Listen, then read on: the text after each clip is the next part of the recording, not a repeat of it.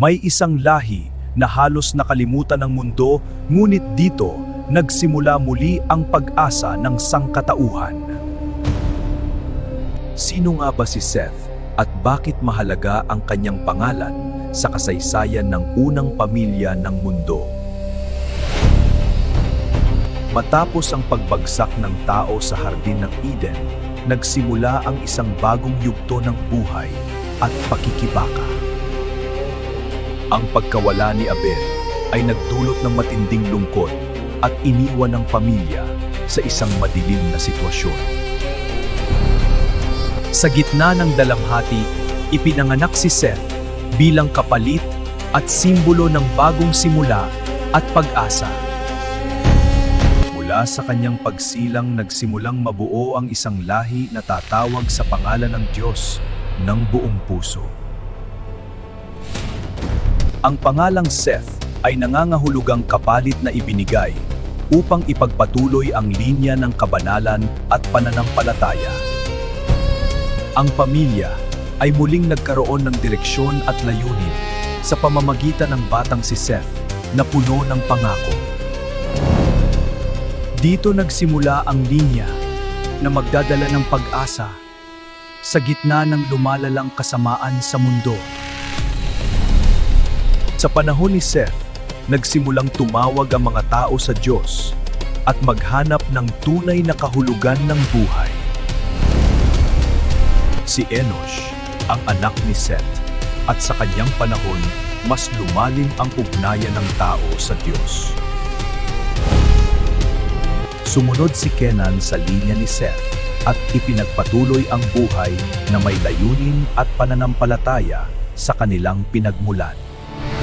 Sa panahong ito nagsimula ang unang pagsamba ng tao bilang tanda ng kanilang pananampalataya at paghahanap sa Diyos. Sa panahon ni Jared, nagsimulang lumawak ang mundo at dumami ang tao sa iba't ibang lugar ng lupa. Habang lumilipas ang panahon ng lahi ni Seth, ay patuloy na dumami at nagdala ng bagong pag-asa.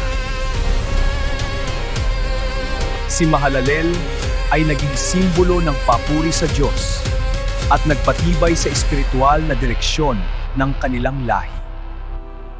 Nabuo ang unang sibilisasyon kung saan ang mga tao ay natutong mamuhay at magtulungan sa ilalim ng iisang layunin. Pinili ng lahi ni Seth na manatili sa liwanag at ipagpatuloy ang kanilang pananampalataya sa kabila ng kaguluhan. Ngunit lumitaw ang dalawang landas, ang isa ay papunta sa dilim at ang isa ay nananatili sa liwanag.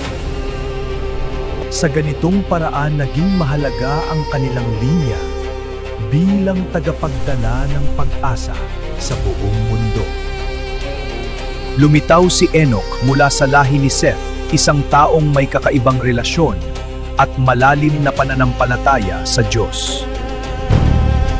Sinabi sa kasulatan na siya ay lumakad kasama ng Diyos na isang pambihirang pahayag sa kasaysayan. Ang kanyang buhay ay naging halimbawa ng tunay na pananampalataya sa gitna ng lumalalang kasamaan sa mundo. Sa isang misteryosong pangyayari siya ay kinuha ng Diyos at hindi na nakita pang muli sa lupa. Habang ang iba ay lumilihis, siya ay nanatiling tapat at hindi sumunod sa kasamaan ng kanyang panahon. Ang kanyang pagkawala ay nagbigay ng palaisipan at nagpatibay sa paniniwala ng mga susunod na henerasyon. Ngunit hindi natapos ang kanyang kwento dahil nagpatuloy ang lahi ni Seth sa susunod na henerasyon. Ang kanilang pananampalataya ay naging pundasyon ng kanilang buhay at gabay sa bawat henerasyon. Ang linya ni Seth ay patuloy na nagdala ng liwanag sa mundo sa kabila ng lumalaking kadiliman.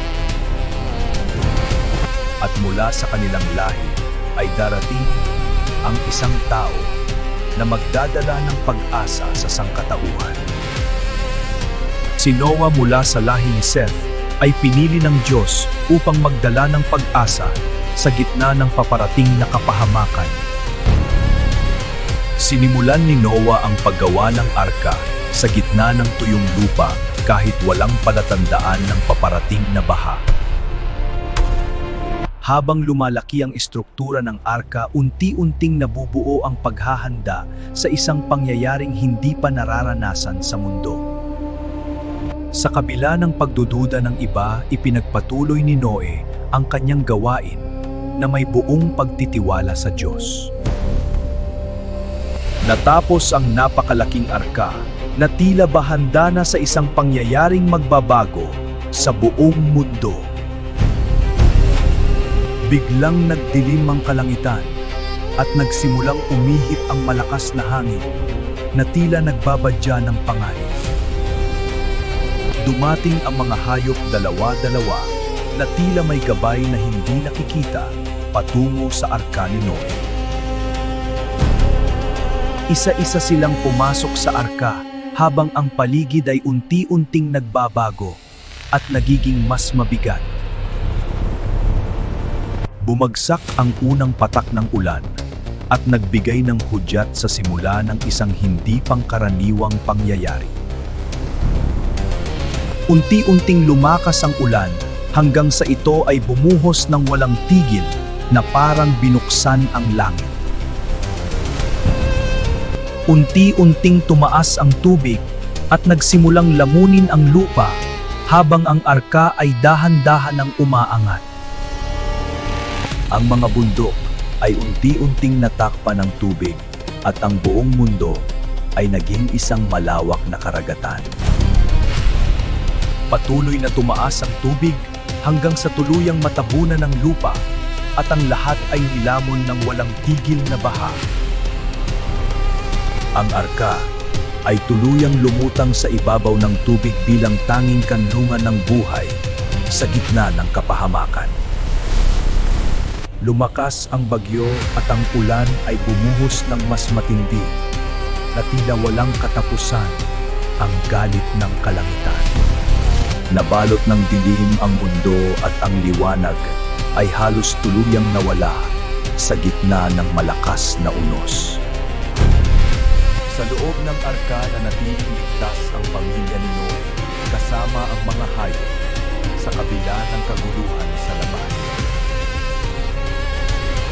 Ang mundo ay naging isang walang hanggan na karagatan at ang arka ay tila maliit sa gitna ng kalawakan. Lumipas ang maraming araw at gabi habang patuloy ang ulan at ang tubig ay hindi pa rin humuhupa. Sa kabila ng dilim na natili ang pag-asa sa loob ng arka na siyang naging liwanag ng sangkatauhan. Umabot sa sukdulan ng bagyo at ang tubig ay patuloy na sumasabay sa galit ng kalangitan.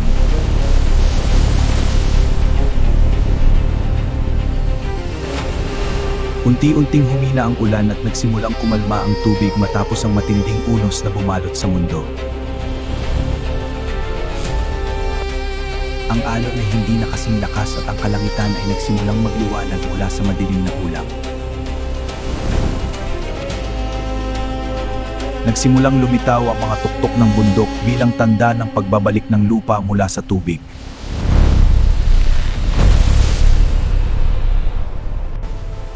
Ang arka ay patuloy na lumulutang habang ang tubig ay unti-unting bumababa sa ibabaw ng lupa.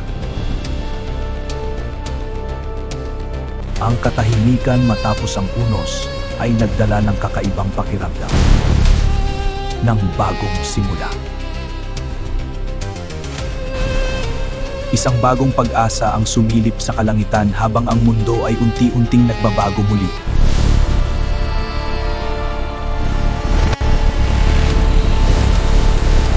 Ang tubig ay patuloy na humuhupa at ang lupa ay muling lumilitaw mula sa ilalim nito.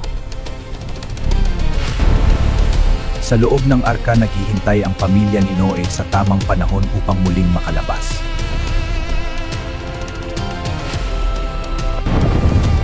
Ang mundo ay tila muling isinilang matapos ang matinding paglilinis na dulot ng baha. Ang lahi ni Seth ay nanatiling buhay at handang simulan muli ang kanilang paglalakbay.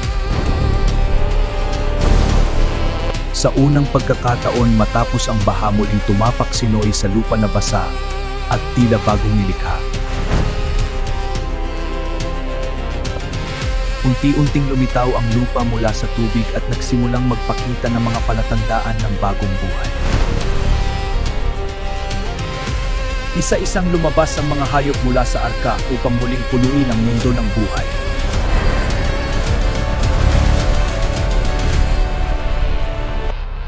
Ang mundo ay naging tahimik na tila ba muling nagsisimula ang lahat matapos ang matinding paglilinis.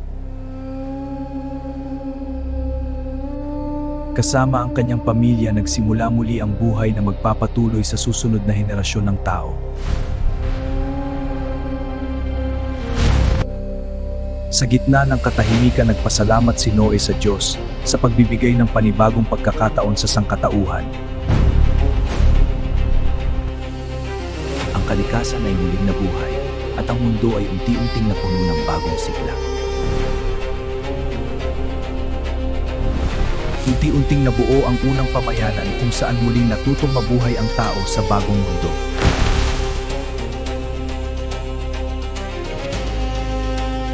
Mula sa iisang pamilya, nagsimulang lumawak ang sangkatauhan sa iba't ibang bahagi ng mundo.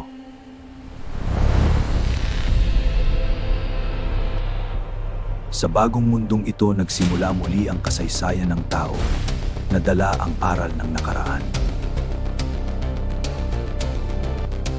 Hindi nila nakalimutan ang baha na nagbago sa mundo at nag-iwan ng aral sa bawat henerasyon. Ang kanilang pananampalataya ay naging ugat ng pag-unawa ng tao sa Diyos at sa kanilang sariling pinagmulan. Mula sa pamilya ni Noe, ang lahi ni Seth ay nagpatuloy at naging pundasyon ng bagong sangkatauhan. Ang kanilang kwento ay naging babala upang hindi na muling maulit ang parehong pagkakamali ng sangkatauhan. Sa kabila ng bagong simula, na natili ang parehong kahinaan at lakas ng tao sa bawat henerasyon.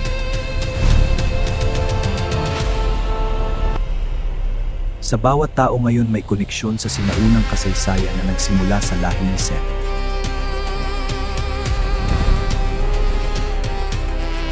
Ang kwento ng sangkatauhan ay nagpapatuloy at hindi napuputol mula sa unang henerasyon hanggang sa kasalukuyan. Ngunit sa kabila ng lahat, nananatiling misteryo ang tunay na layunin at direksyon ng ating pagtatalakbay. Ang tanong ay hindi lamang kung saan tayo nagmula, kundi kung paano natin tatahakin ang ating hinaharap.